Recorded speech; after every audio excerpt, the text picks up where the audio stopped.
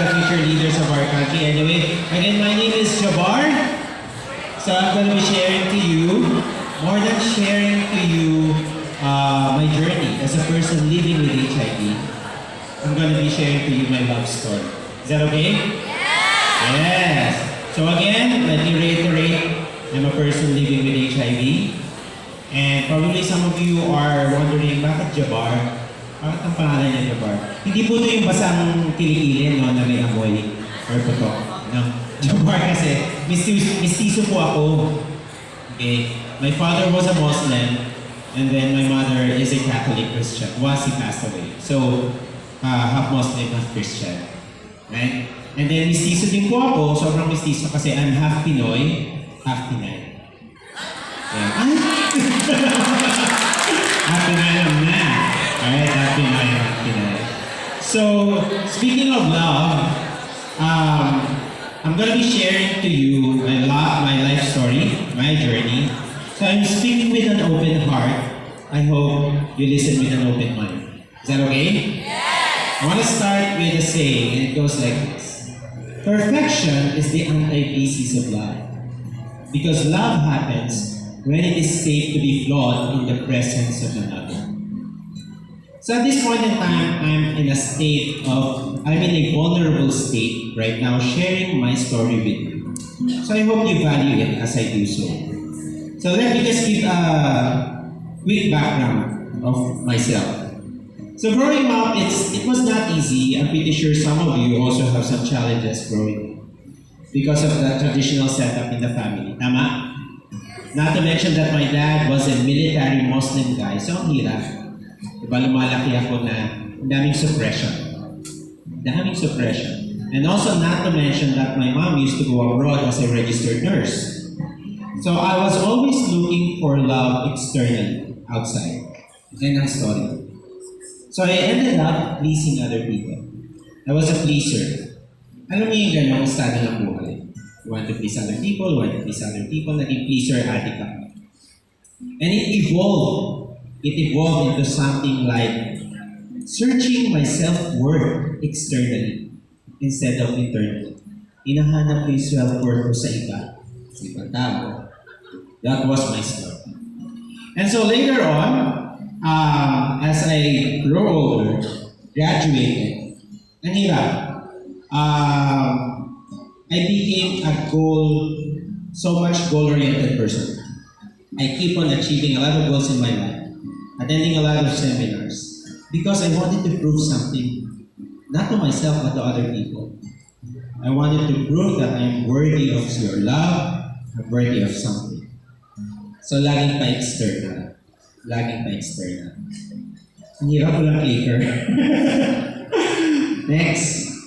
And part of me being a goal-getter, there was a point in my life back in 2014 because I wanted to always challenge myself. One time, my brother told me, "Tol, ba't di ka sumali sa Showtime? Merong contest ang tawag Pogi." Alam niyo yung Pogi? Diba? Poging gay. So sabi niya, "Kaya mo yan, chok-chakero ka." So cut a long story short, na-convince ako ng straight brother ko. I have 2 sisters, 1 brother, and the youngest. So I joined it. Ang dami ng tunog. So I joined the contest, and then at that point, I won the daily, I lost the weekly. So bloated yung ego ko, wala na naman yung ego ko. So I was always operating my life out of ego. Mayabang eh. Especially at this day and age of social media, ang dami nating flex ko lang to, i-post ko lang to. So I was at that state of my life, posting a lot of pictures. Achievement, goal. Little did I know that at that point in my life, when I answered the question, naalala ko ang question sa akin, paano mo may halin tulad ng isang bagay sa buhay mo? Alam niyo yun? Ang nasa sa akin, guess what? Walis tambo. Paano ko lang mahalin tulad ng walis tambo sa buhay ng tao? And I remember my answer then was, mahalin tulad ko ang walis tambo sa aking kakayahang walisin at burahin ang aking kamay. Ang lahat ng tao ay may pagkakamali in the past, but it doesn't really matter because God gave us the capability to erase it. All we have to do is to repent. At sisilang tayo lahat ng figurado na kinakailangan lang ng pananampalataya. Palakpakan! Chok-chakera ka, sabi ni Billy Crawford. So I want it. Um, Little did I know that my answer to that question was a preempt, a preparation a year after that. Because a year after that, 2015, May 7, I was diagnosed with HIV.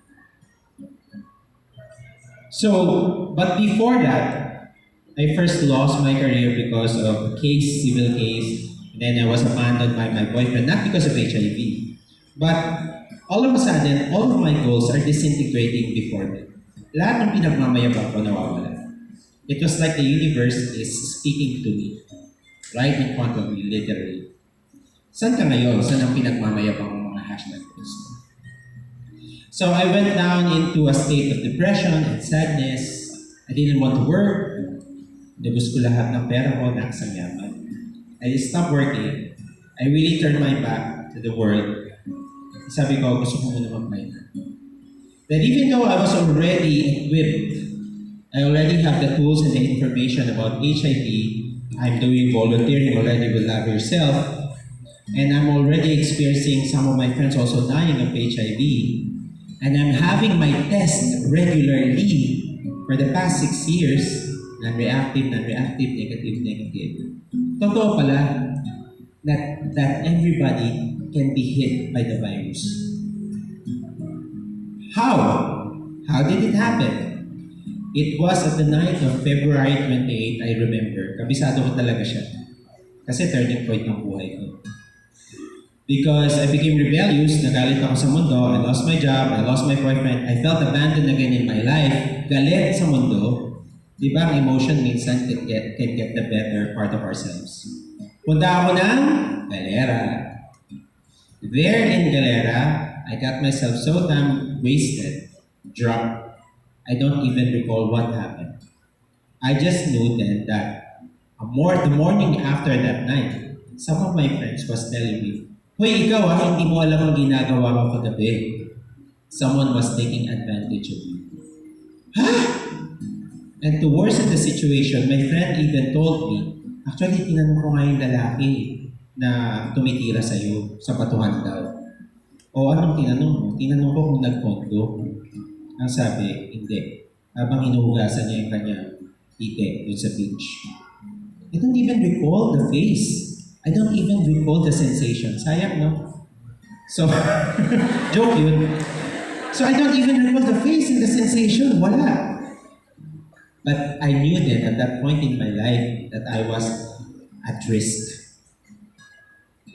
And then a few months after, kasi regular na ako nagpapatest. So that's February, may nagpatest ako. Out of palala, I do it together with a friend. Boom! And I became reactive. Backtrack. Flashback ang buhay. And then when I tracked it, I remember January negative pa. May positive. So the only process intervention that I can suspect was that moment. Because October of the previous year, negative din. And then I had my ex tested, negative din siya. So yun lang yung po pwedeng pinakamalapit. And close enough. Because the incubation period of the virus is how many months? 2.5 months to 3 months. So bilang February, March, April, May. Nag-incubate na siya. Na-transmit na sa akin. Went into depression, went into sadness. I didn't want to work, was in denial. For the past 7-8 years, ayoko na mag-work.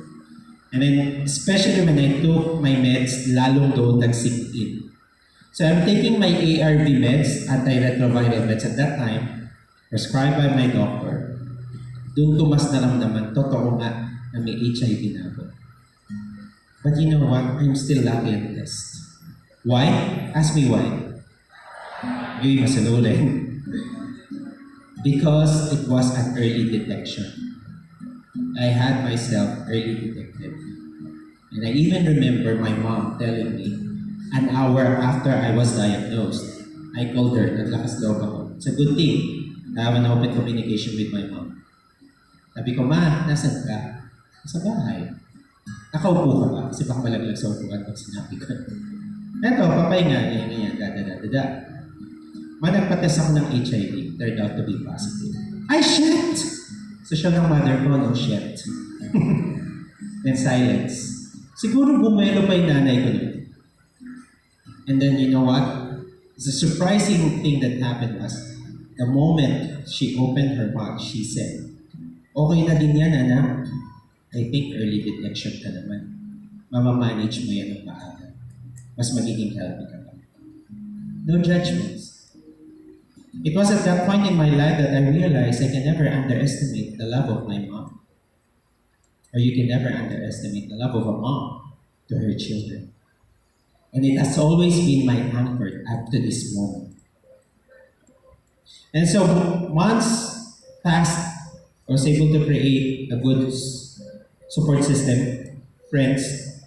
And then I remember December of 2015 when Pia Words Back won. Here's the mystery of life. You have no idea talaga kung ano ang magagawa ng isang tao sa'yo. When she won, do you still remember her answer during her Q&A? What was her answer? "If you were to be Miss Universe, I will use my voice to raise awareness to certain causes, such as HIV awareness, which is timely and relevant to my country, which is the Philippines. I want to show the world, the universe rather, that I'm confidently beautiful with a heart." So for me, I took it very personally. And I told myself, Jabbar, you have to pick yourself up now. Get out of the victimhood mentality and go out. Try to say yes to life again. So by 2016, I tried applying again to another job. This one, it's real estate and insurance. So I started going out to people, connecting. And so I remember this on my vision board because I love drawing. I said to God, my prayer then was, "Lord, amidst all the pain, emotionally, psychologically, that I'm experiencing, good thing, not physically, because I'm still perfectly healthy, I still wanted to forgive, heal me emotionally. I still wanted to. The most important thing is to forgive myself." So I put a big heart. So it was like God literally stretched my heart because of that painful experience that I had. But because of His grace, of God's grace, I was able to transcend myself over it. And eventually, next, I was able to resort into myself into painting. This was my first paint, one of my few artworks, and I called it "No Turning Back." There's a red line. I gave this to my former doctor. I donated it to her clinic, which is a symbolism that, once you get HIV, there's no turning back. Yeah. Kasi wala pang cure, only treatment. And so I went into drawing, painting. It became my resort to save my sanity. Yeah, all of my anxieties. And I'm so happy and proud that early this year I was able to come up with a mini exhibit lang naman. So the title of that exhibit is Para Ripples, which means that what is your ripple effect to the community. So I'm here right now to my goal and my intention is not to show off, but to create a positive ripple effect to the community as I share my story to you, especially the youth. So this was my exhibit. Palakpakan naman po natin. And I had it in PICC of February this year. Okay, with nakalimutan ko yung government agency na partner ko dyan. So these are some of my works. I hope I can continue it again. Nawala uli ako sa circulation, but I hope to do it again. So this one is, I entitled this #Lifeline. #Lifeline. And at the end of that lifeline, you don't know that there are people who are more than willing to help you in your dire struggle. Next. Now, I wanted to turn your attention into this video that actually also helped me open my mind and have a reframed perspective of this HIV epidemic. Please watch this. When I was born, I was HIV positive. And when I... Idea is, sige, pwede niyong palakpakan. Okay, may So, she's now in her late 30s. Imagine, she was born with HIV. She was interviewed by Oprah in 1996 at the age of what, I think 7. But she's doing well and she's now an advocate. She was able to overcome all those challenges, even bashing of other classmates of her during her younger years. And I can relate to her. It also became my own defining moment. Okay, my pivotal moment then also was the reason why I came out to the public, even to media, to TV. People are asking me why come out, even my family. Because I remember in 2016, the October, I was invited by a group of people living with HIV, and then may isang nanay, may dala-dala siyang bata. And then yung dala-dala niyang bata, I got curious, but may bata dito, around 2-year-old. And I asked her, Nay, out of curiosity, sino po yung may HIV? Bakit po may bata? Kasi na-curious ako. And then she said, ay hindi ako, anak. Yung baby, dala ko. Ako yung guardian niya. So the baby got her virus from her sex worker mom. So at that point in time, I asked her, so paano po umiinom yung bata ng gamot? Malaki yung pills namin. Anak, dinudurog ko yung gamot, tapos ihalo ko sa kama. Sa gatas. Every day. For the rest of her life. So, for that moment, parang nadurog din yung puso ko. I said to myself, Lord, someone has to stand for that girl. So if you want to use my life, use it. So that I could share, I could create a positive effect to the community in showing facts about HIV. So in December 1, 2016, I came out. I had my first personal testimony, sharing to the youth also during World AIDS Day, so 4 years ago. And then I became an active advocate of HIV awareness already. And then I remember when I was young, I attended this seminar for 7 days, straight days, in-house. And then the speaker then gave me this. This was when I was 30 years old. Be committed to a cause bigger than yourself. If I connect the dots backwards, sabi nga ni, sino ba yung Apple director natin? Who's the Apple owner before? Steve Jobs. You can only connect the dots backward. You connect the dots. Cannot connect the dots forward. This was the message of my life right now. Be committed to a cause bigger than myself. I became even more resilient. Before, I used to think that HIV is a punishment for what I did in the past. Thank you. And I think, more than a punishment, it's actually a rehabilitative opportunity to connect with my loved ones, with my family, with my friends, with my God, and most especially with myself. That instead of looking for my own self-worth into others, I realized that I'm already enough, that I'm worthy of love, and that I'm worthy to be loved and to love. I'm happily partnered right now, and we're 2 years already. Isn't that a big blessing and grace?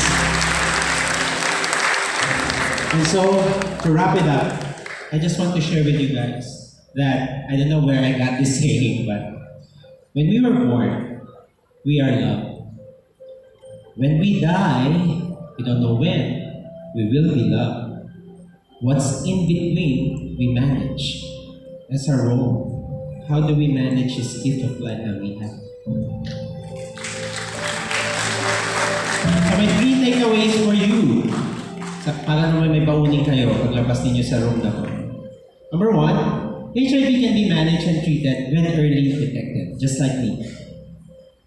So the earlier you get tested, the better.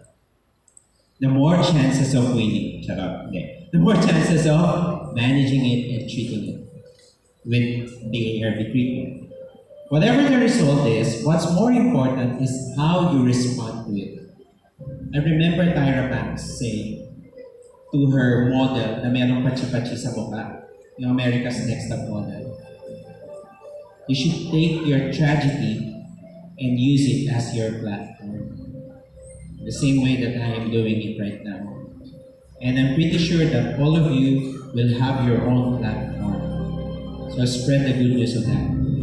And then lastly, loving yourself Genuinely. Condom equals love. What's the number one condom? Durex! Okay, so I hope you visit my vlog. Also, I just released my vlog, Jabarkadas, or Positibong Buhay. Go visit it. And so to end, I'd like to raise this question to you, the future leaders of our country. Do you love yourself enough to get yourself tested? Thank you. Thank you. Galing ng Jabarkads, ha?